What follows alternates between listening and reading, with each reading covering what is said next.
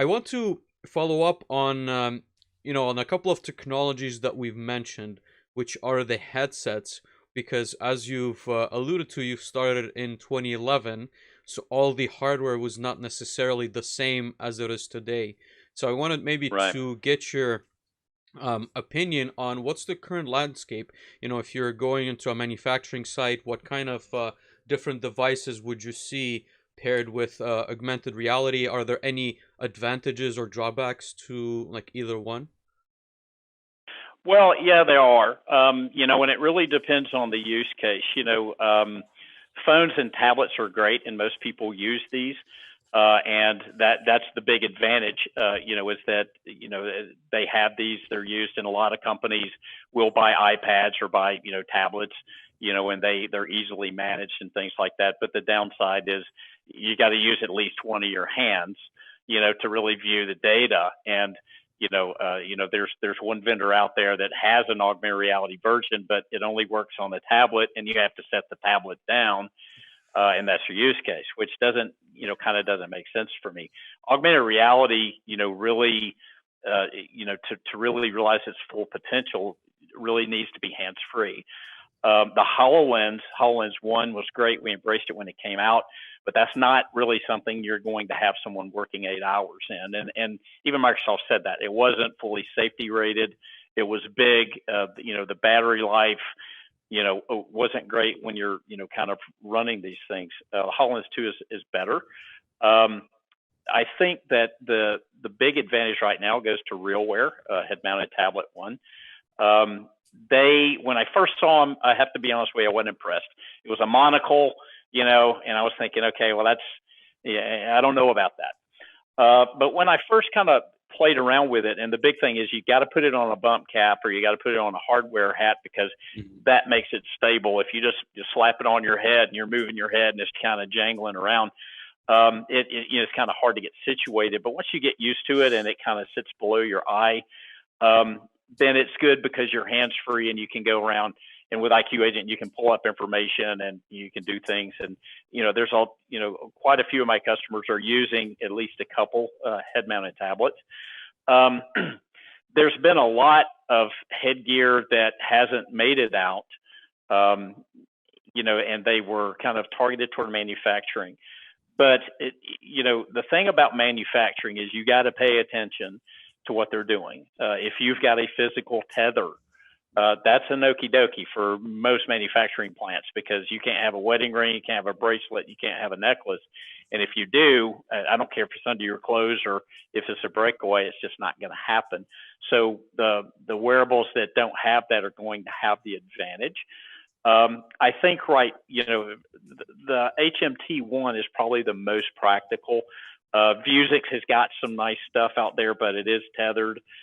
Some are, wirelessly tethered back to, mobile device.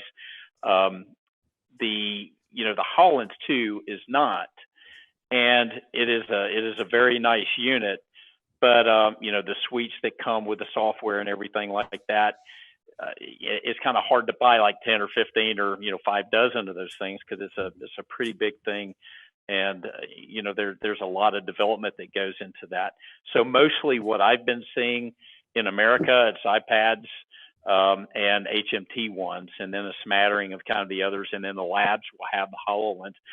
In Europe, it is Android devices. I've got Mhm. some resellers over in Europe, and they've been kind of beating on me to get an Android tablet version, which is kind of tough because I don't have pressure here in the U.S. for that. I have pressure, more for the tablet based. But there's a lot of vendors coming online. You've got Third Eye, and you've got, there's a lot of medical devices that are coming out, and people are seeing that augmented reality for manufacturers is a lot better bet than Pokemon Go and games, which are very cool, and you've got wide acceptance. But manufacturing, those people have money, and those people will spend it once you get to it. So I think over the next year and 18 months, there's going to be even more head-mounted stuff coming out. I think RealWear has actually come out. I don't know if it's new hardware yet, they call it Explore, and I just got an email about it. I got to go look at it. But I think over the next 18 months, you're going to see even more coming out as development comes. And the one I'm waiting on is Apple. They have, there's been a lot of hype. They're going to come out with something. And I know this from just like many different fronts. The question is, number one, is it going to be manufacturing friendly? Are they going to tether it to an iPhone? I think they probably will, which is going to really hurt them.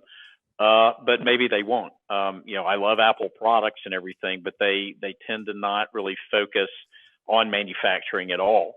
And I wish they would, but that's the one I think everybody's kind of looking at.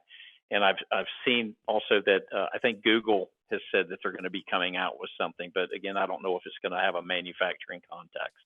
And that's 2022, right? Time frame, if I'm not mistaken, for the for Apple. Yeah. For Apple, they have said 20. I've heard 2022, and I've heard 2023. Okay. I do know that it's been a couple of years. They bought a lens manufacturer. They bought Med.io. They bought a lot of stuff. And as an iOS developer, when you get some of these new beta releases, you see these cryptic comments that look like they kind of allude back to gestures and and things like that, which the current the current AR libraries don't support that yet. Something's up.